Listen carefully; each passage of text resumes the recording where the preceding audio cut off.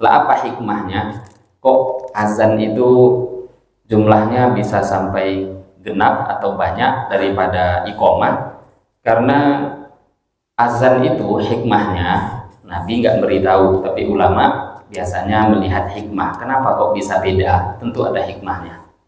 Kok di sini 2, yang di sini 1? 2 kali takbir, yang di sini takbir 1 kali. Karena azan itu adalah memanggil atau mendatangkan orang-orang yang tidak hadir. Jadi karena memanggil orang yang jauh perlu lebih banyak. Nah, iqomah itu bukan memanggil orang-orang yang tidak hadir, orangnya sudah hadir kok, sudah ada, maka nggak perlu banyak-banyak untuk disampaikan.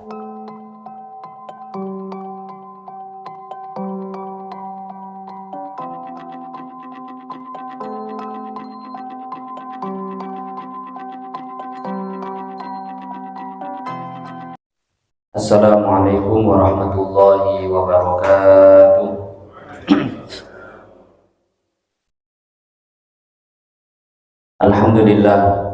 Alhamdulillahil fattahil alim alladzi khalaqal insana fi ahsani taqwim wa asyhadu an la ilaha illallahul wahidul hakim wa asyhadu anna sayyidana wa maulana Muhammadan abduhu wa rasuluhur raufur rahim. Allahumma salli wa sallim ala sayyidina Muhammadinil karim al-munzali alaihi wa innaka la'ala khuluqin azim wa ala alihi wa ashabihi alladhina ataw rabbahum biqalbin salim, amma ba'd. Faqad qala Allah subhanahu wa ta'ala fi kitabihil karim ba'da a'udzu billahi minasy syaithanir rajim. Wa ma atakumur rasulu fakhudhuhu wa ma nahakum anhu fantahu. Shadaqallahul azim. Wa qala an-nabiyyu sallallahu alaihi wasallam, mathalul ladzi yadhkuru rabbahu wal ladzi la yadhkuru rabbah mathalul hayyi wal mayyit, atau kama qala Rasulullah sallallahu alaihi wasallam. Alhamdulillah, hadirin bapak-bapak, ibu-ibu jemaah salat subuh yang dimuliakan Allah Subhanahu wa taala. Pertama dan terutama sekali mari kita bersyukur pada Allah Subhanahu wa taala dengan mengucapkan alhamdulillahirabbil alamin. Bersolawat kita kepada Rasulullah sallallahu alaihi wasallam dengan mengucapkan Allahumma sholli ala sayyidina Muhammad wa ala ali sayyidina Muhammad. Yang saya hormati Bapak pengurus ketua masjid yang hadir pada pagi hari ini, yang saya hormati para alim ulama, tokoh masyarakat, cerdik pandai yang juga hadir dalam majelis yang mulia ini. Yang saya hormati bapak-bapak, ibu-ibu hadirin wal hadirat yang tidak bisa disebutkan namanya satu persatu, yang insya Allah kita yang hadir pada pagi hari ini semoga semua mendapatkan rahmat daripada Allah Subhanahu wa taala. Amin ya rabbal alamin. Bapak Ibu jemaah salat subuh yang dimuliakan Allah, syukur kita lagi dan lagi pada Allah pada pagi hari ini. Sampai saat ini Allah masih memberikan begitu banyak anugerah karunia pada kita. Terutama Allah masih memberikan anugerah iman, Islam, taat kepada Allah, anugerah mengamalkan agama. Karena dengan agama, Bapak Ibu yang mulia, hanya dengan agama akan bisa mendapatkan kebahagiaan dunia dan akhirat. Hanya dengan agama seseorang bisa mendapatkan kemuliaan dunia, kemuliaan akhirat. Kehidupan ini Bapak Ibu kalau ada agama, maka kehidupan ini akan menjadi indah apapun keadaannya. Karena hakikatnya kehidupan kalau ada agama, hakikatnya adalah perjalanan menuju surganya Allah. Tapi kalau tidak ada agama, kehidupan itu sangat mengerikan. Karena kalau tidak ada agama, hakikatnya kehidupan itu menuju nerakanya Allah Subhanahu wa taala. Maka syukur kita pada Allah. Allah berikan pada kita agama. Allah Subhanahu wa taala memberikan anugerah kepada kita untuk kenal kepada Allah, untuk menyembah Allah, beriman, masuk ke dalam agama Islam. Ini adalah anugerah yang sangat mahal. Dengan syukur kita berharap semoga Allah selalu istiqomahkan kita di dalam amal agama. Dengan syukur kita berharap semoga Allah Subhanahu wa taala selalu memberikan taufik pertolongannya kepada kita sampai kita berjumpa dengan Allah Subhanahu wa taala. Amin ya rabbal alamin.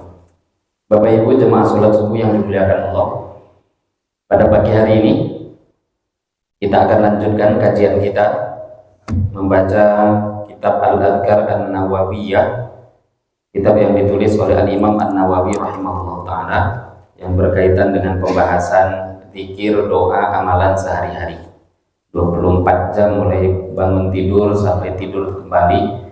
Kita ingin tata kehidupan ini belajar mengikuti apa-apa yang diamalkan, yang dicontohkan oleh Rasulullah Shallallahu Alaihi Wasallam. Sebelum kita memulai kajian, jangan lupa kita duduk di masjid yang i'tikaf. Nawaitul i'tikaf fi hadzal masjid sunnatan lillahi ta'ala. Niatkan dalam hati, saya niat i'tikaf di masjid ini sunnah karena Allah lillahi ta'ala. Dengan niat i'tikaf maka anugerah-anugerah yang besar akan kita dapatkan. Bapak Ibu yang mulia, pagi hari ini kita akan membaca bab sifatil iqamah, bab tentang sifat iqamah. Pembahasan tentang iqamah itu bagaimana, apa saja sunnah-sunnah dan adabnya. Bismillahirrahmanirrahim. Qala al-musannif rahimahullahu ta'ala, nafa'anallahu bihi wa bi'ulumihi fid dharain. Wa bisanadina al-muttasil ila Imam An-Nawawi. Qala bab sifatil iqamah, bab pembahasan tentang sifat-sifat iqamah. Halaman 61. Al-madhabus sahih, adapun madhab yang sahih. Al-madhabus sahih, madhab yang sahih. Al-madhabus sahihu, madhab yang sahih, al-mukhtaru yang terpilih, alladzi ja'at yang telah datang bihi dengannya al-ahaditsus sahihatu, hadis-hadis yang sahih. Annal iqamata, sesungguhnya iqamah, ihda asyrata kalimatan, ada 11 kalimat, yaitu Allahu Akbar, Allahu Akbar, asyhadu an la ilaha illallah, asyhadu anna Muhammadar Rasulullah, hayya 'alas shalah, hayya 'alal falah, qad qamatis shalah, qad qamatis shalah, Allahu Akbar, Allahu Akbar, la ilaha illallah. Madhab yang sahih, yang terpilih, menerangkan bahwa iqamah itu ada 11 kalimat.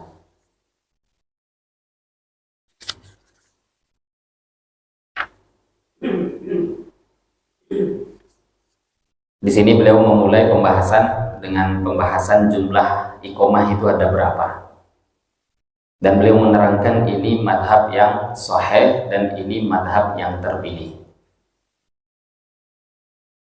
Di selain madhab ini ada fatwa lain.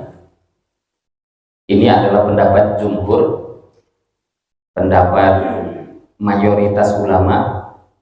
Ini yang dipilih dan memang ini yang dilihat dari hadis-hadis yang sahih. Jumlah iqamah itu ada 11 kalimat. Kalau kita lihat Bapak Ibu, madhab yang lain ada. Tapi menurut Imam Nawawi yang memang juga itu fatwa, ada beberapa di luar madhab Syafi'i. Kalau iqamah itu ada beberapa perbedaan juga di kalangan para ulama, terutama nanti di madhab Al-Imam Abu Hanifah, iqamah itu jumlah kalimatnya sama persis dengan azan. Jadi berapa banyak lafaz jumlah kalimat yang ada di dalam azan, segitu juga nanti jumlah kalimat yang ada di dalam iqamah. Ini menurut sebagian ulama lainnya. Yang dimaksud madhab al-Imam Abu Hanifah, madhab Hanafi. Tapi madhab yang sahih, yang terpilih, jumhur, bahkan kata para ulama, ijma'nya muhaddithin, ahli hadis ijma', sepakat ahli hadis itu iqamah itu berbeda jumlahnya dengan lafaz-lafaz azan. Tapi tadi kita untuk sekedar mengetahui, ada madhab di luar jumhur yang mereka agak ada perbedaan kalimatnya. Dulu saya tahu, sekedar tahu saja, tapi nggak sampai pernah melihat prakteknya. tapi belajar qadarullah, belajar di Pakistan, itu negaranya Hanafi. Memang heran ketika pertama kali mendengar iqomah mereka kok seperti azan. Bedanya itu hanya dalam segi ya, azan lebih agak lambat, iqomah ya dicepatkan. Jadi kalau sudah iqomah persis azan, Allahu Akbar, Allahu Akbar, Allahu Akbar, Allahu Akbar, begitu. Kalau kita kan Allahu Akbar, Allahu Akbar. Jadi azan kalimatnya itu genap, kalau iqomah nanti ganjil. Tapi kalau kita perinci nanti azan jadi 4 ya, takbirnya kan 4. Allahu Akbar, Allahu Akbar, Allahu Akbar, Allahu Akbar, kan azan 4. Tapi dimaksud genap itu karena kalimat takbir 2 kali itu digabungkan jadi 1. Maka dianjurkan ini mengucapkannya 1 nafas. Sunnahnya Allahu Akbar, Allahu Akbar 1 nafas. Walaupun pakai wakof tapi 1 nafas, maka dianggap itu 1 kalimat. Nah, iqomah juga kenapa dikatakan ganjil padahal takbirnya kan 2? Karena diucapkan 1 kalimat.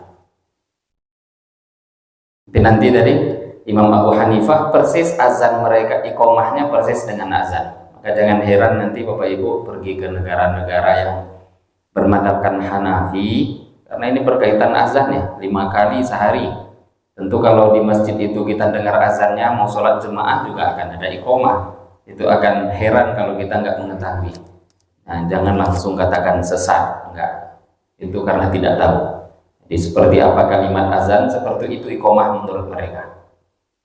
Tapi Imam Nawawi tetap mengatakan di sini hadis yang sahih, mazhab yang terpilih, iqomah itu jumlahnya 11 kalimat. Seperti yang tadi kita bacakan, dan itu yang sudah berlaku di Indonesia.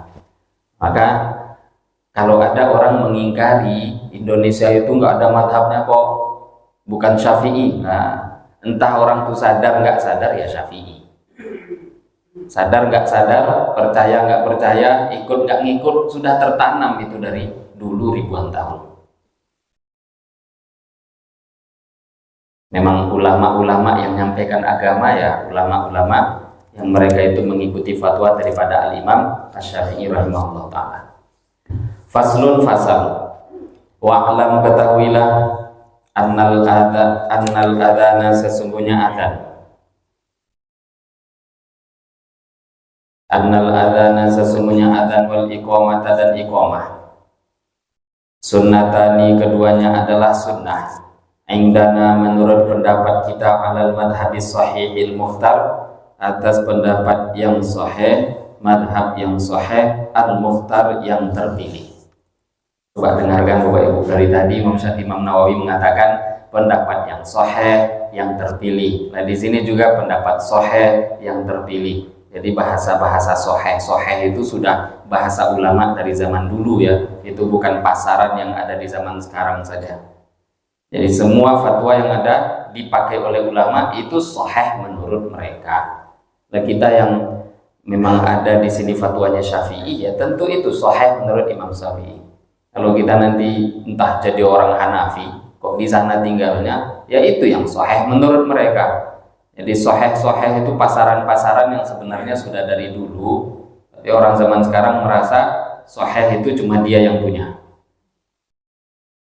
Imam Nawawi sudah berkali-kali. Sini pun madhab yang sahih, yang benar, yang terpilih bahwa azan iqamat itu hukumnya kedua-duanya adalah sunnah. Jadi bukan wajib, ini madhab yang sahih. Ada sebagian nanti beliau akan nukil fatwa ulama lainnya, sawaun fi dzalika sama saja adzanal jumu'ati wa ghairiha.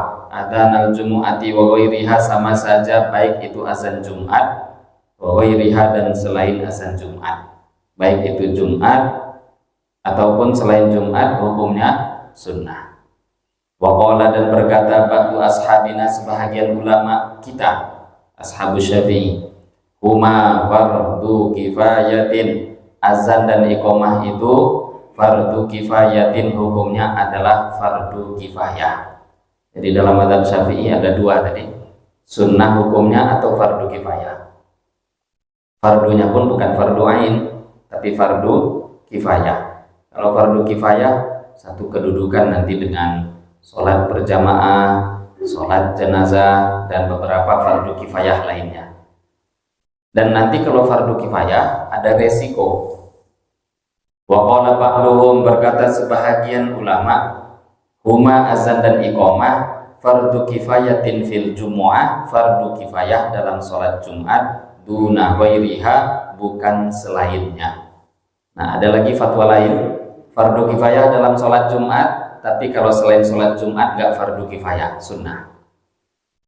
Fa'in qulna, kalau kita berpendapat azan itu fardu kifayatin fardu kifayah, falau tarokahu, maka apabila meninggalkan azan dan iqamah ahlul baladi, penduduk satu negeri, au mahallatin, atau penduduk satu tempat, kutilu, maka mereka diperangi ala tarkihi, karena meninggalkan azan. Nah, itu resiko kalau fardu kifayah. Fardu kifayah kan wajib sebenarnya, hanya saja ada tambahan kifayah. Fardu kan terbagi dua, fardu ain, fardu kifayah. Kalau fardu ain per orang, sholat fardu 5 waktu itu fardu ain, subuh, zuhur, asar, maghrib, isya. Fardu kifayah, fardu itu ya wajib, kifayah secukupnya. Aslinya wajib, hanya saja menurut kecukupan.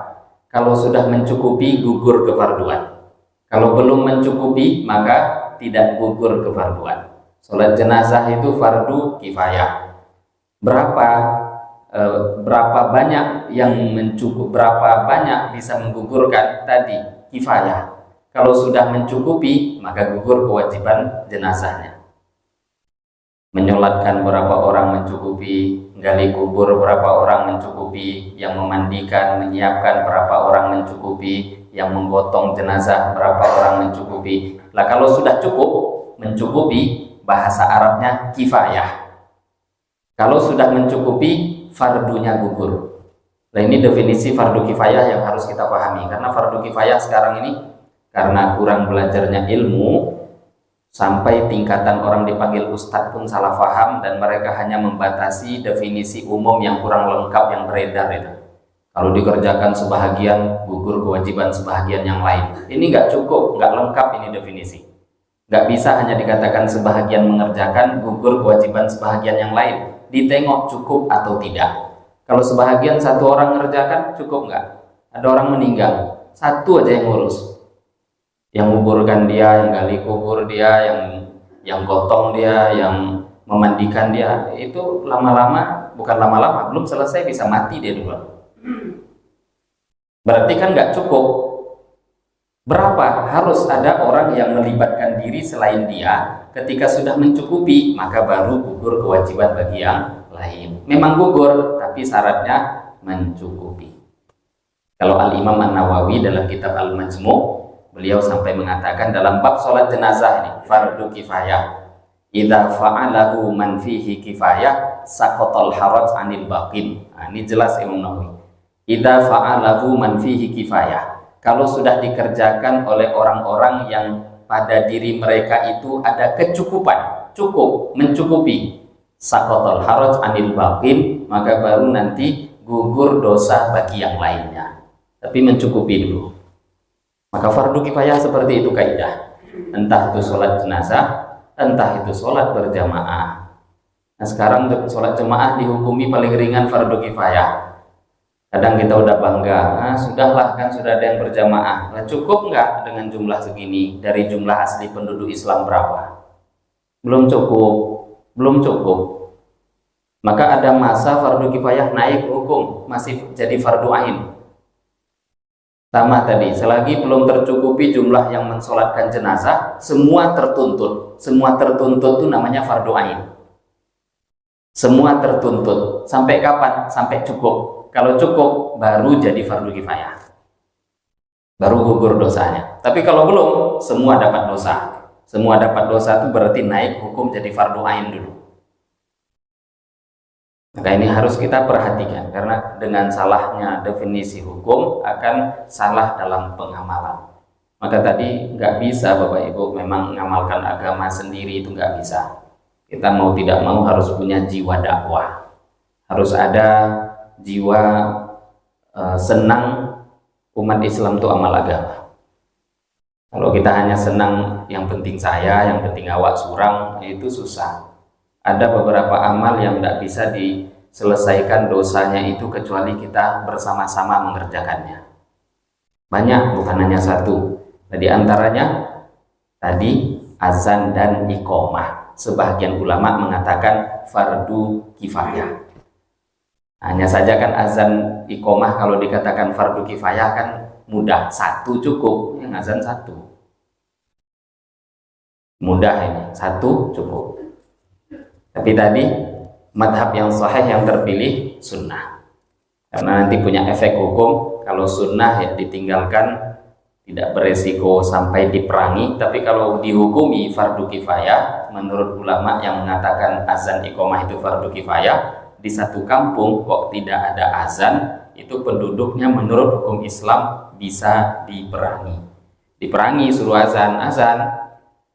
Jadi Nabi kalau dulu zaman Rasulullah beliau memerintahkan kalau kalian datang ke satu tempat ada pasukan itu, kok dengar azan nggak boleh diperangi. Tapi kalau datang ke satu tempat nggak ada azan, yang menunjukkan orangnya nggak Islam. Jadi mulailah dakwah, sampaikan agama. Kata Nabi, tawarkan mereka beberapa perkara. Ini nanti babnya bab dakwah. Fardu kifayah memiliki resiko, bisa nanti diperangi karena meninggalkan azan. Wa in qulna, apabila kita mengatakan sunnatun, azan itu hukumnya sunnah, lam yuqatilu, maka tidak diperangi penduduk negeri yang tidak azan tadi, alal madhabis sahihil mukhtar, atas pendapat madhab yang sahih al mukhtar yang terpilih. Kama la yuqatiluna ala sunnati dhuhri wa shibhiha, sebagaimana tidak diperangi, tidak dipaksa orang-orang yang meninggalkan sholat sunnah zuhur wasyibhiha, dan yang serupa dengan sholat sunnah zuhur. Ya, sholat sunnah qobliyah, ba'diyah sunnah. Kalau ada orang nggak sholat qobliyah, jangan dimarahi, jangan dipaksa. Kenapa? Sholat sunnah. Wa qala, dan berkata ba'du ashabina, sebahagian ulama madzhab Syafi'i, yuqatiluna, walaupun mengatakan sunnah, tapi sebahagian ulama mengatakan yuqatilun, tetap juga mereka itu dipaksa dan diperangi walaupun sunnah. Li'annahu syi'arun zahir, karena azan itu beda, walaupun sunnah tapi dia adalah satu syiar yang zahir, yang nampak. Kalau ditinggalkan berarti syiar itu jadi hilang. Syiarnya kita umat Islam azan. Jadi walaupun sunnah, sebagian ulama mengatakan enggak mesti, walaupun hanya fardu kifayah saja, tidak ada beberapa amal sunnah. Kalau memang menjadi syiar, kalau menjadi syiar kok ditinggalkan, ini harus orang-orang yang meninggalkan di kampung, bukan orang satu tempat kok betul-betul nggak ada azan, itu agak disuruh, dipaksa untuk azan. Nah ini hukumnya azan. Jadi maknanya Bapak Ibu, kalau sholat tanpa azan dan iqomah ya secara hukum sah. Itu maksudnya kalau kita berbicara tentang hukum sah atau tidak. Tapi walaupun sah, bahkan seumur-umur kita namanya masjid selalu ada azan, selalu ada iqomah, menunjukkan sunnah itu penting.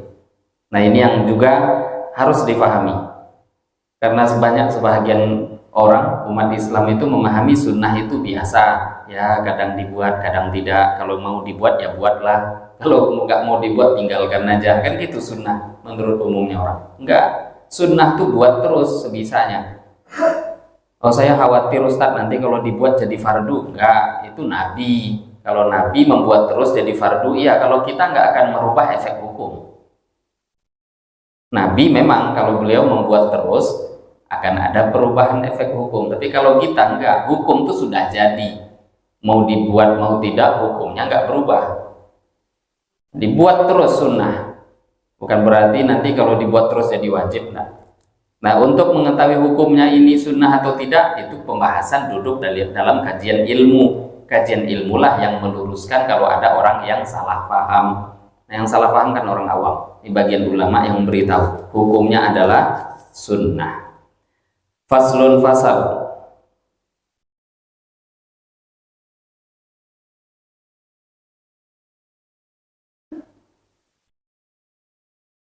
sebelum kita masuk ke dalam fasal setelahnya Bapak Ibu, azan tadi jumlahnya lebih banyak daripada iqomah.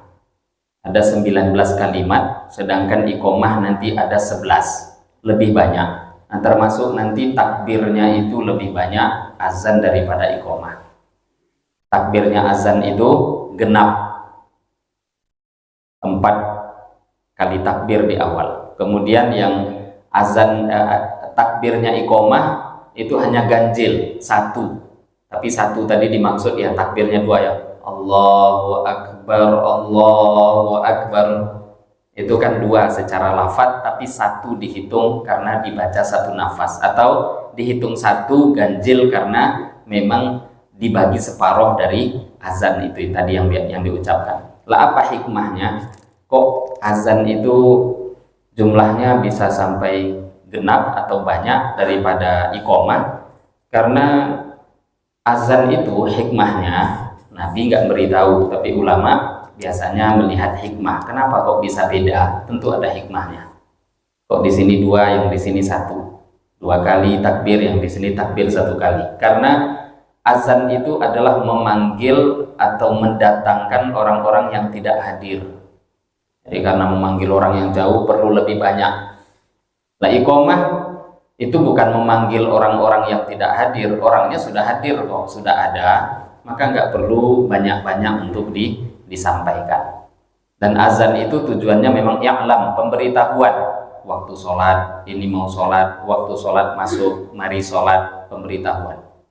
Nah, sedangkan iqomah itu bukan pemberitahuan waktu sholat masuk, iqomah itu peringatan sekarang sholat jamaah akan ditegakkan. Jadi karena yang mau diberitahu hanya orang-orang yang ada di sekitar, bukan orang-orang yang jauh, nggak perlu dia itu dibanyakkan lafadznya. Faslun, fasal setelahnya. Wa yustahabbu, dan sunnah tartilul adani, mentartilkan azan. Wa raf'us sauti bihi, dan mengeraskan suara bihi dengan azan, begitu juga iqomah. Jadi tartil, wa yustahabbu, dan sunnah tartilul adani, mentartilkan azan, wa raf'us sauti, dan mengeraskan suara bihi dengan azan. Wa yustahabbu, dan disunnahkan idrajul iqomati, mempercepat iqomah. Azan itu tartil. Yang dimaksud tartil itu bahasa kalimatnya jelas dan tidak terlalu cepat. Ya seperti memang yang sudah dibuat. Tapi kalau iqomah enggak, agak dicepatkan kalimat. Seperti yang juga sudah ada dibuat, itu sudah bagus dan itulah sunnah. Walaupun kadang muazin dengan hukum ini tidak terlalu paham, tapi sudah berlaku dari turun-temurun dan itu benar, itulah sunnahnya. Jadi azan tartil yang dimaksud bacaannya jelas dan memang agak lambat. Kemudian iqomah itu sunnahnya bacaannya idrajul iqomah, cepat dalam dibaca. Wa yakunu sautuha akhfadu minal adan. Wa yakunu, dan adanya sautuha, suara iqomah, akhfadu, lebih rendah, lebih lirih, minal adani, daripada suara azan tadi. Kenapa kok suaranya direndahkan? Karena memang untuk tujuan orang-orang yang ada di sekitar. Kalau azan suaranya dikeraskan, itu sunnah. Jadi kalau agak pelan-pelan kurang sunnah. Nabi menyuruh pada waktu itu, ada di pekan yang lalu sudah kita sampaikan bagaimana sejarah azan. Banyak riwayat, diantaranya ada beberapa orang sahabat bermimpi diajari malaikat azan. Maka pada waktu itu Nabi panggil orang tadi, kata Nabi, kamu bacakan kalimat azan itu pada Bilal, fa innahu amdas sautin, karena Bilal itu suaranya lebih kencang daripada kalian. Nah, jadi memang azan itu sunnahnya suara keras. Memang dikeraskan. Kenapa? Memang mau i'lam, pemberitahuan. Memberitahu kalau pelan-pelan nggak tercapai maksud. Maka sunnah hukumnya dikeraskan. Sedangkan iqomah lebih pelan dan agak cepat membacanya karena tujuannya untuk orang yang hanya ada di sekitar kita yang sudah hadir dalam majelis yang ada di dalam masjid. Wa yustahabbu, dan disunnahkan ayyakunal muadzin, adanya muadzin, hasanas sauti, bagus suaranya. Ini dianjurkan sunnah juga. Karena memang tabiat kita manusia, kalau suara nggak bagus nggak suka. Coba ada yang jadi imam suaranya bagus dengan yang tidak bagus, hati lebih condong suka pada yang bagus. Bahkan azan itu Bapak Ibu, kalau ada orang yang suaranya indah, merdu, bagus, itu terkadangan orang yang awal mula nggak niat sholat itu jadi pergi sholat gara-gara suara yang indah. Tapi kalau sudah suaranya tuh macam nggak jelas, dengarkan azannya itu nggak jadi orang berangkat ke masjid. Maka sunnah memang hukumnya nampak seperti ringan, kita kan nganggap yang wajib aja yang perlu. Enggak, sunnah pun penting. Bahkan di dalam syarah ini, syarah kitab Al-Adhkar yang kita baca, dalam kitab Al-Futuhatur Rabbaniyah Al-Adhkar An-Nawawiyah, di sini beliau sampai menceritakan satu kisah. Ini bukan hadis, ini hanya kisah. Tapi namanya kisah, bukan menguatkan hadis, ini satu contoh. Beliau memberikan satu cerita, anna yahudiyan kana yab'atsu waladahu min suqis Saghah bi Tunis fabatu alaih. Ada satu orang, beliau bercerita, satu orang Yahudi mengutus anaknya untuk pergi ke satu pasar bernama Pasar Saghah yang berada di daerah Tunisia. Satu orang Yahudi mengirim anaknya ke pasar, nyuruh beli barang ke pasar yang namanya Pasar Saghah. Fabatu alaih, tahu-tahu anaknya lambat, nggak pulang-pulang. Dicari, fasami'a annal walad yakifu yang tadiru adzana muadzin hasanus saut. Maka dicari, kemana anak ini hilang. Ternyata dicari, anaknya sedang duduk, sedang mendengarkan indahnya suara seorang muadzin yang sedang azan. Fama di masjid di Suqil Qal'ah, di satu masjid dekat pasar itu tadi. Maka fakhafa ala waladihil Islam, ketika melihat anaknya tadi bisa begitu tenangnya sambil duduk mendengarkan azan, akhirnya dia pun khawatir, gawat ini, bisa-bisa anak saya masuk Islam gara-gara dengar azan. Saking khawatirnya dengarkan, begitu sukanya anaknya mendengarkan azan. Maka akhirnya orang Yahudi tadi ya'rifu mu'adzinan fadhi'us saut bi masjidin akhar. Dan dia melihat anaknya seperti itu, Yahudi ini tadi tahu, oh ada di masjid yang lain muazzinnya tuh suaranya kacau balau, dia tahu. Nah, akhirnya dia berpikir sekarang dibawanya anaknya itu ke tempat masjid yang lain tadi yang suaranya buruk. Maka ketika anaknya pergi dibawa ke sana, anaknya pun dengarkan azan biasa aja.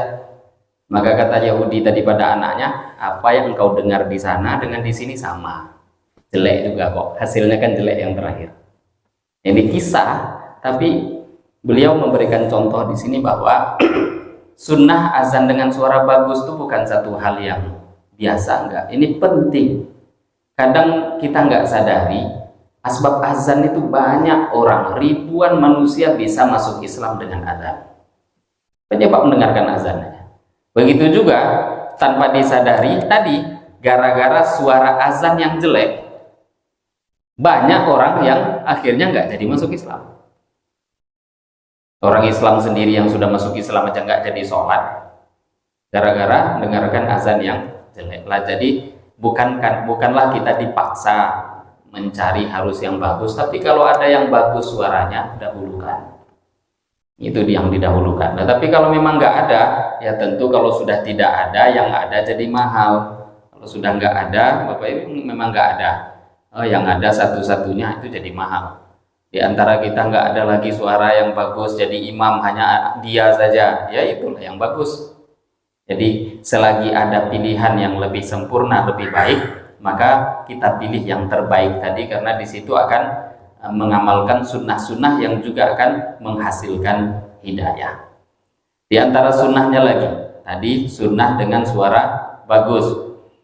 Thiqatan ma'munan, dianjurkan juga tentu muazzin itu orang yang terpercaya. Bagaimana tidak? Karena khabiran bil waqti, orang yang betul-betul waspada memperhatikan waktu. Harus terpercaya. Maka kalau orang itu nggak terpercaya, kemudian dia azan, contohnya orang fasik.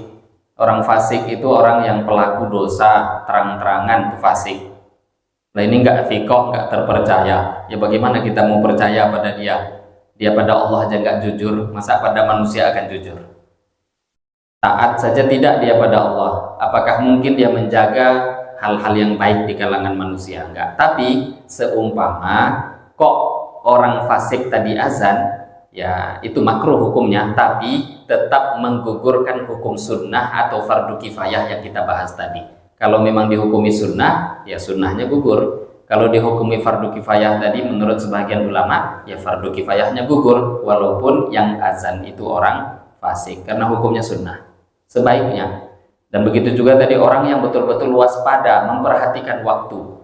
Karena kalau sholat belum masuk waktu sholat, sholatnya nggak sah. Termasuk resikonya orang-orang azan itu juga menjadi patokan untuk berbuka puasa atau mulai imsaknya puasa. Kok dia salah? Belum lagi imsak sudah azan, atau terlambat imsaknya, harusnya sudah masuk ini waktu subuh, dia nggak azan-azan. Orang masih makan minum aja. Yang salah siapa? Itu tanggung jawab dia. Maghrib juga belum masuk, tahu-tahu dia azan. Maka penting yang dipilih sebagai azan khabiron bil waktu, memang betul-betul menjaga waktu, waspada dia dengan waktu. Mutabarri'an, begitu juga sunnah mencari muazzin yang tabarru', mutabarri', orang yang ikhlas lillahi ta'ala, tidak minta upah. Minta ya, kalau dia nggak minta, kalau dia minta sah nggak azannya? Sah saja, tapi sunnahnya cari yang mutabarri'. Ini banyak hadis yang diterangkan oleh Nabi Shallallahu Alaihi Wasallam, diantaranya man adzana sab'a sinin muhtasiban dakhalal jannah. Siapa yang azan selama 7 tahun muhtasiban, hanya berharap pahala, ikhlas. 7 tahun. Kok ada orang azan selama 7 tahun ikhlas semata-mata karena Allah, maka pasti dia masuk surga. Ini bagi muazin-muazin yang memang itu fadilah yang luar biasa. Tapi kita sendiri harus tahu Bapak Ibu, zaman ini tadi ya, dia kalaupun minta upah kemudian dia azan, azannya sah saja. Bahkan sebahagian ulama mengatakan, kalau ada orang, ini satu hukum fikih, kalau ada orang yang suaranya bagus, tapi dia kalau azan nggak mau kecuali dibayar. Terus sebelahnya ada orang yang suaranya nggak bagus, jelek, mau azan tapi nggak dibayar. Maka lebih baik pilih, kalau memang tadi pengaturannya baik, lebih baik pilih muazin yang bagus tadi. Kenapa? Karena lebih besar manfaat faedahnya untuk masyarakat. Nah jadi hukum fikih itu kadang ya tidak semudah ini kita katakan sunnah mencari orang ikhlas. Zaman Nabi memang seperti itulah sunnahnya. Nggak ada ceritanya zaman Rasulullah imam dibayar, muazin dibayar, pengajar agama dibayar, itu nggak ada ceritanya zaman Nabi. Kapan mulai? Sejarah mencatat bahwa mulainya imam, muazzin itu diberikan gaji adalah di zaman Sayyidina Utsman ibnu Affan radhiyallahu ta'ala anhu. Nah karena memang beliau itu pula yang Allah buat, Sayyidina Utsman ini membuat satu contoh-contoh atau cara-cara yang beliau ajarkan pada umat zaman itu, batasan yang selagi boleh beliau kerjakan. Tapi kalau zaman Nabi bukan yang boleh saja, Nabi ngajarkan level tinggi, namanya takwa, yang terbaik, yang sempurna. Itu zaman Nabi, zaman Abu Bakar, zaman Sayyidina Umar. Maka zaman Nabi nggak ada ceritanya muazin imam dibayar. Zaman Abu Bakar juga nggak ada. Zaman Sayyidina Umar juga nggak ada. Zaman Sayyidina Utsman mulai dirubah. Tapi tadi zaman Nabi bukan cuma urusan azan Bapak Ibu. Zaman Nabi namanya sholat itu nggak bersajadah macam kita ini. Masjid Nabi nggak seperti ini. Masjid Nabi lantainya tanah.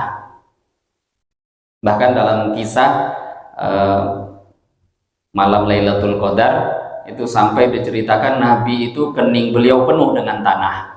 Karena malam itu sudahlah hujan, bocor masjid. Nah jadi sunnah itu bukan cuma Kalau ada orang zaman sekarang kan yang apa yang berkaitan dengan dirinya, ini sunnah. Ada orang muazin dibayar, dia protes. Apa ini muazin zaman sekarang kok dibayar? Sunnahnya enggak? Ya, itu sunnah tertinggi. Tapi kalau bolehnya boleh. Kita harus sadar dengan zaman. Karena kalau kita nggak sadar dengan zaman, agama malah bisa hilang. Karena kita sok-sok merasa berada dalam posisi zaman Nabi. Tidak. Zaman memang sesuai dengan kondisi iman kita. Nah, Sayyidina Utsman, beliaulah yang pertama kali memperindah masjid. Masjid dibaguskan, dilebarkan, dinyamankan orang sholat. Nah, zaman Nabi enggak. Kenapa? Karena bermegah-megahan dengan masjid itu termasuk salah satu tanda kiamat. Secara hukum aslinya makruh. Tapi ternyata dengan cara itu pula orang mau ke masjid. Makruh itu masih bahagian boleh ya, tapi bukan dianjurkan. Jadi beliaulah yang Sayyidina Utsman yang mengajarkan pada umat yang boleh-boleh mau dibuat nggak ada masalah. Apalagi kalau memang kondisi seperti itu. Hanya saja kita nggak pungkiri ini bukan yang terbaik. Apa yang terbaik itu memang yang dibuat Nabi dan sahabat. Yang dibuat Nabi itu yang terbaik di zaman itu. Dulu almarhum guru kami, guru saya sendiri, dulu sampai memberi nasihat. Kalian, kan kita sendiri tahu Bapak Ibu, walaupun orang itu murni ngajar agama seperti di pesantren. Pesantren kan murni ngajar agama. Ngajar Quran, ngajar hadis, tapi kan ngambil gaji. Kan secara zaman Nabi nggak ada itu. Tapi kan nggak bisa itu, namanya ustadz yang di madrasah, di pesantren, di jamiah, itu punya keluarga, punya makan, punya minum. Maka nggak bisa tidak. Maka di situ perginya meluruskan niat. Maka guru kami dulu sampai mengajarkan, sebenarnya itu kan akan berjalan juga hidup begitu, tapi beliau mengajarkan luruskan niat. Maka beliau katakan, kalian kalau mengajar, niatkan terima gaji itu supaya bisa ngajar. Jangan niatkan ngajar itu karena untuk menerima gaji. Ini tipis ya. Niatkan kalian menerima gaji supaya bisa ngajar. Jangan kalian niatkan ngajar supaya dapat gaji. Ini tipis ini. Zaman sekarang Bapak Ibu, kalau orang itu niatnya memang untuk cari dunia, ya dunia yang dia dapat. Tapi ternyata ada amal yang serupa, ada orang. Kenapa kamu terima? Iya, saya terima itu uang. Karena dengan menerima itulah saya bisa mengajarkan ilmu agama. Dengan menerima itu malah saya bisa mengajarkan. Kenapa kamu terima uang jadi imam, jadi muazin? Dengan cara begitu saya bisa jadi imam. Kalau enggak, saya enggak jadi imam itu. Malah jadi orang di pasaran saya. Ini bedanya hanya dalam niat amalan. Maka tadi, niat yang benar akan menghasilkan jalan yang ke depan yang benar. Sama-sama menerima. Maka niat itu yang perlu dijaga dalam hati. Kalau niatnya betul-betul dunia, rugi besar. Dunia itu rugi. Diniatkan untuk dapat satu dunia saja rugi, apalagi kalau cuma mencari dunia hanya sekedar 50.000, 100.000, itu lebih rugi. Dunia itu dikasih satu saja semua. Satu sholat dibayar dengan dunia beserta segala isinya, nggak layak kok. Makanya karena tidak layaknya pahala-pahala dunia itu diberikan di dunia, maka Allah berikan pahala itu di akhirat. Satu sholat saja kan Allah katakan, rok'atain qoblal fajri khairun minat dunya wa ma fiha. Qobliyah subuh 2 rakaat sholat sunnah sebelum subuh lebih baik daripada dunia beserta segala isinya. Lah ini masa jadi imam 1 bulan cuma digaji 3 juta? Kecil, orang 1 rakaat 2 rakaat aja dibayar dunia, nggak pas kok. Nggak bisa. Nah kalau niatnya dunia, hancur dia dunia, rugi akhirat. Maka kenapa begitu tadi? Kalau memang pun diambil itu tadi, karena memang itu uang supaya kita bisa mengamalkan agama. Dengan niat yang baik, nanti akan membuahkan hasil-hasil yang baik tadi. Mutabarri'an. Tapi kalau dia mampu tadi, mutabarri'an, ikhlas lillahi ta'ala dalam azannya. Karena ada hadis khusus tadi, man adzana sab'a sinin muhtasiban dakhalal jannah. Siapa azan ikhlas 7 tahun. 7 tahun ikhlas azan, pasti masuk surga. Ya, apa yang azan terus nggak muhtasi apa ini nggak, ya cuma janjinya lebih dan ada faedah-faedah lainnya yang diterangkan di dalam beberapa hadis dan riwayat-riwayat lainnya. Wa yustahabbu, begitu juga sunnah ayu adzina adzan wa yuqimu, dan iqamah qaiman dalam keadaan berdiri. Azan iqamah sunnah berdiri, ala toharotin dengan keadaan suci, wa maudhi'in adin, dan di tempat yang tinggi. Ini hukum-hukum tersendiri dan ada hadis-hadisnya ini. Azan berdiri ada hadis tersendiri. Kemudian sunnah dalam keadaan suci ada hadis pula tersendiri. Ini kalau dibahas panjang, ada hadis-hadisnya. Kemudian sunnah di tempat yang tinggi. Zaman dulu itu pakai menara. Sekarang menaranya ada, tapi yang azan di menara udah jarang, bahkan tidak ada lagi. Kenapa? Udah ada speaker, udah ada mic, ada pengeras suara. Dulu mencari tempat tinggi memang dianjurkan karena tujuannya azan kan memberitahu di tempat setinggi mungkin itu baik, akan semakin jauh suara itu sampai. Belum lagi fadilah-fadilah azan yang kita dengar di awal dulu. Semua benda-benda yang mendengarkan suara muazin akan menjadi saksi untuk dia nanti pada hari kiamat. Jadi memang muazin itu targetnya itu sejauh mungkin, sebanyak mungkin, bukan cuma orang, jin, benda-benda, itu target mereka dengar semua. Karena akan jadi saksi nanti di akhirat. Aqama mustaqbilal qiblah, dia berdiri tadi falau adzana. Mustaqbilul kiblati, azan sunnah dengan menghadap kiblat, sunnah ya, menghadap kiblat juga sunnah. Falau adzana aw aqama, seumpama seseorang azan atau iqamah mustaqbilul kiblati dengan membelakangi kiblat, aw qa'idan atau dia azan iqamah sambil duduk, aw muttaji'an atau azan iqamah sambil baring, aw muhditsan atau azan iqamah dalam kondisi hadas, aw junuban atau bahkan junub, soha maka sah adzanu adzannya dia, wakana akan tetapi yang dia buat makruhan, hukumnya makruh. Wal karohatu, adapun kemakruhan fil junubi, azan bagi orang junub, asyaddu sangat lebih dimakruhkan lagi minal muhdithi daripada orang yang hadas. Wa karohatul iqamah asyaddu, apalagi kalau orang junub kok junub dia pula yang iqamah, itu lebih lagi dimakruhkan. Jadi kalau azan sunnah-sunnahnya itu tadi, sunnahnya dalam keadaan suci. Jadi kalau dia nggak suci, nggak ada wudhu terus azan, makruh, nggak baik ya. Makruh tuh walaupun boleh tapi nggak baik. Kan lucu, habis azan dia pula yang keluar masjid, dia ngajak orang masuk masjid, lepas itu dia yang keluar masjid, lepas itu kan dia wudhu. Tapi bukan berarti nggak sah. Ada orang azan sambil duduk. Saya pernah lihat sekali satu masjid azan sambil duduk. Rasa hati itu mau, memang nggak pernah nengok seumur hidup, tapi memang nggak nyaman kok azan sambil duduk. Ya kalau memang nggak bisa berdiri, nggak punya kaki, lain cerita. Ini orang sehat. Tapi sah nggak azannya? Sah. Makruh. Bahkan sambil baring, makruh. Cuma makruhnya lebih makruh daripada duduk tadi. Nggak sampai haram. Azan sambil hadas dia nggak ada wudhu, makruh. Tapi kalau junub juga boleh nggak azan sambil junub? Boleh, karena kan bukan Quran itu, zikir isinya, boleh. Tapi makruh azan kok sambil junub. Iqomah sambil junub, nah itu makruhnya lebih parah. Kenapa kok iqomah sambil junub itu parah? Ya apa bisa dia selepas iqomah itu sholat? Nggak mungkin. Pastilah dia selepas junub itu mandi dulu. Kalaupun seumpama dia jemaah mau nunggu, semua jemaah jadi susah. Kalaupun jemaah nggak nunggu, dia pun terlambat berjemaah. Maka tadi kemakruhannya jadi lebih tinggi tingkatannya ketika iqomah sambil junub, keadaan junub, daripada orang yang azan dalam keadaan junub. Sama-sama makruh, tapi kemakruhan iqomah dalam kondisi begitu lebih lagi dimakruhkan, walaupun hukumnya sah. Nah, fikih itu memang ringan, yang dibahasnya sah apa tidak, itu fikih.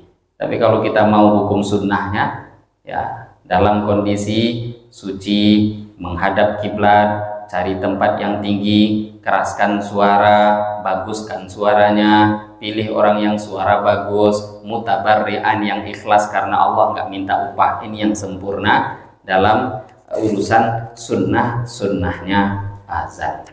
Nah ini hadirin Bapak Ibu, beberapa pembahasan yang disampaikan oleh Al-Imam An-Nawawi yang penting, yang berkaitan dengan hukum azan yang ada kita kerjakan sehari-hari. Nah, karena memang ada beberapa kondisi yang nggak sama dengan sekarang, ya kita nggak ada masalah. Kayak macam tadi pakai menara, ya sekarang sudah ada speaker. Kalau zaman dulu tidak pula semua masjid punya menara, itu kan mahal. Zaman sekarang aja masjid nggak semua punya menara karena mahalnya. Lah kalau tidak ada menara, maka bagaimana? Di dekat pintu masjid, karena disitulah lebih keras ngarah keluar. Jadi dicari tempat-tempat yang memang lebih suara itu tersebar kepada orang-orang yang ada di sekitar masjid. Nah, ini mungkin yang bisa kita baca pada pagi hari ini tentang beberapa hukum-hukum atau sifat-sifat iqomah. Belum lagi selesai pembahasannya. Nanti ada pembahasan yang masih kurang yang insya Allah akan kita baca di pertemuan setelahnya. Sebelum kita tutup, mungkin di antara Bapak Ibu ada yang hendak bertanya, diskusi, dipersilakan. Silakan Pak. Masalah jenazah, namanya ada imam jenazah, karena satu sholat jenazah, atau satu sholat mayat.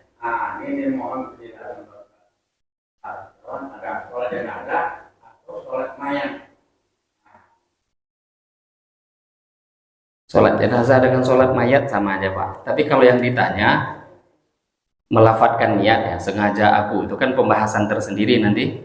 Hukumnya melafatkan niat, ya melafatkan niat kalau memang dia memerlukan, sebahagian ulama bahkan sampai mengatakan sunnah, dianjurkan, terutama bagi orang yang memerlukan, tapi nggak sampai wajib melafatkan niat. Lah kalau yang ditanya yang benar itu dalam hati, niat dalam hati aslinya mau dilafatkan boleh, sebahagian ulama mensunnahkan. Nah, kalau niat dalam hatinya sholat jenazah atau sholat mayat Ustaz? Ya sholat mayat itu maksudnya ya jenazah, jenazah itu yang mayat, dua-duanya sama aja. Saya niat sholat atas jenazah ini, saya niat sholat atas mayit ini. Mayat itu bahasa Indonesia, ya. Bahasa Arab yang benarnya mayit. Kalau dilafatkan Arab mayit. Usolli ala hadzal mayyit, usolli ala hadhil mayyitah kalau perempuan. Usolli ala hadzal janazah, boleh aja. Saya sholat atas jenazah ini. Jadi jenazah, mayat itu sama. Mau diniatkan manapun dalam hati. Bahkan kalau untuk urusan sholat jenazah, kadang kan kita nggak tahu laki-laki perempuan ini. Imam nggak pula mengumumkan, udah takbir pula duluan. Bagaimana cara niatnya? Meniatkan saja, saya niat sholat jenazah yang disolatkan imam. Usolli ala man sholla alaihil imam. Jadi sholat jenazah begitu. Nggak perlu kita, wah nggak tahu loh, laki-laki itu pedusi. Nggak jadilah sholat, nggak sholat. Saya niat sholat jenazah yang disolatkan imam. Kita nggak tahu, oh ada sholat jenazah, ayo kumpul di masjid, kemudian sholat. Pas pula Masya Allah yang meninggal orang soleh, masjidnya penuh. Mungkin udah diumumkan tadi, kita aja nggak terdengar. Terus bagaimana? Niatkan dalam hati, saya niat sholat jenazah, sholat mayit yang disolatkan imam. Niatkan seperti itu ketika takbir sah sholatnya. Ya kalau mau mengucapkan laki-laki, perempuan, kalau salah ya malah keliru jadinya. Jadi biasanya kan diumumkan. Ini laki-laki, ini perempuan, kadang disebut pula namanya. Itu nggak wajib sampai sebut nama. Tapi kalau disebut laki-laki perempuan untuk menyesuaikan lafaz-lafaz doa. Tapi kalaupun tadi kita itu pun tidak berpengaruh di dalam sah atau tidaknya sholat jenazah. Semoga bisa memberikan jawaban. Ada pertanyaan lain? Silahkan Pak.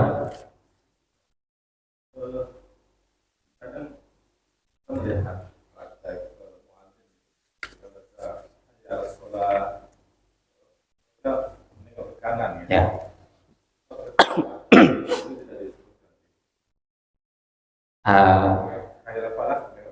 Ya. Azan kemudian ketika azan menghadap ke kanan, hayya 'alas shalah, kemudian ketika hayya 'alal falah menghadap ke kiri, itu apakah sunnah atau tidak? Ya, hukumnya sunnah. Bukannya tidak ada ya, ini nanti di depan ada pembahasannya. Saya tadi malam mutolaah ada baca, cuma apakah di syarah ataukah di dalam keterangan Imam Nawawi, ada itu pembahasannya nanti. Jadi sunnah hukumnya ketika azan itu pas bacaan hayya 'alas shalah, sunnah dia menghadap ke kanan, hayya 'alal falah menghadap ke kiri. Tapi pas menghadap itu, yang menghadap itu cuma kepala ya, badan atau dibahasakan dada itu tidak. Ini posisinya betul-betul mirip, kalau ingin dimiripkan seperti salamnya orang yang sholat. Assalamualaikum warahmatullah kanan, assalamualaikum warahmatullah kiri. Itu yang menghadap tuh wajah saja.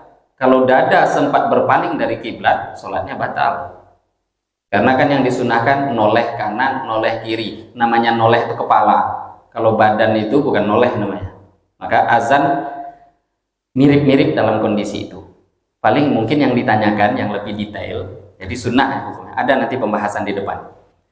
Kenapa kok dalam hayya 'alas shalah, hayya 'alal falah saja yang berpaling kanan, berpaling kiri, kemudian lafaz yang lain kok tidak? Karena memang tujuannya itu kan untuk memberitahu orang. Pas yang mengajak sholat betul ya kalimat itu. Hayya 'alas shalah, hayya 'alal falah, maka mau disebarkan tuh suara. Dan ini mengajak orang-orang untuk sholat. Kalau yang lainnya, lafaz-lafaz yang lain itu tidak disunnahkan untuk noleh kanan, menoleh ke kiri.